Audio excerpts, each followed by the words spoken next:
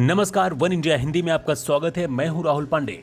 अगर आपने health insurance policy ली है तो आपको सुप्रीम कोर्ट के इस फैसले के बारे में जरूर जानना चाहिए, ताकि हेल्थ बीमा क्लेम के दावे को लेकर आपको परेशानी नहीं हो और अगर कुछ ऐसा हो तो कोर्ट में मजबूती से अपना पक्ष आप रख सकें। सुप्रीम कोर्ट ने बीमा क्लेम के एक मामले में कहा है कि कोई बीमाकर्ता पॉलिसी जारी होने के बाद प्रस्ताव फॉर्म में बीमा धारक द्वारा बताई गई मौजूदा मेडिकल कंडीशन का हवाला देकर किसी भी दावे को खारिज नहीं कर सकता।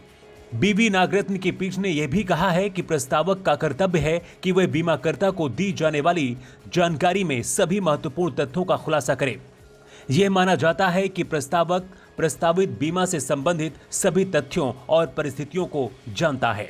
सुप्रीम कोर्ट ने कहा है कि एक बार बीमा धारक की चिकित्सा स्थिति का आकलन करने के बाद पॉलिसी जारी कर दी जाए तो बीमाकर्ता मौजूदा चिकित्सा स्थिति का हवाला देते हुए दावे को अस्वीकार नहीं कर सकता है।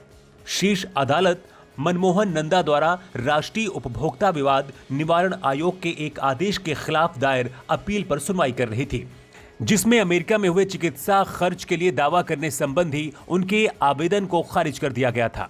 नंदा ने overseas mediclaim business and holiday policy ले रखी थी क्योंकि उनका इरादा अमेरिका की यात्रा करने का था।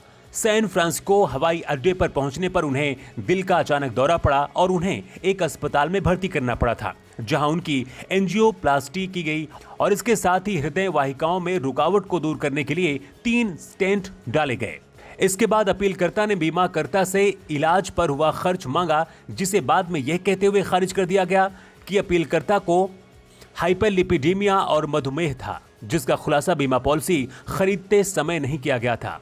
सुप्रीम कोर्ट ने कहा है कि यूनाइटेड इंडिया इंश्योरेंस कंपनी द्वारा दावे को खारिज करना अवैध है और यह कानून के अनुसार नहीं है। फिलहाल इस खबर में इतना ही। ज्यादा अपडेट्स के लिए आप बने रहिए वन इंडिया हिंदी के साथ।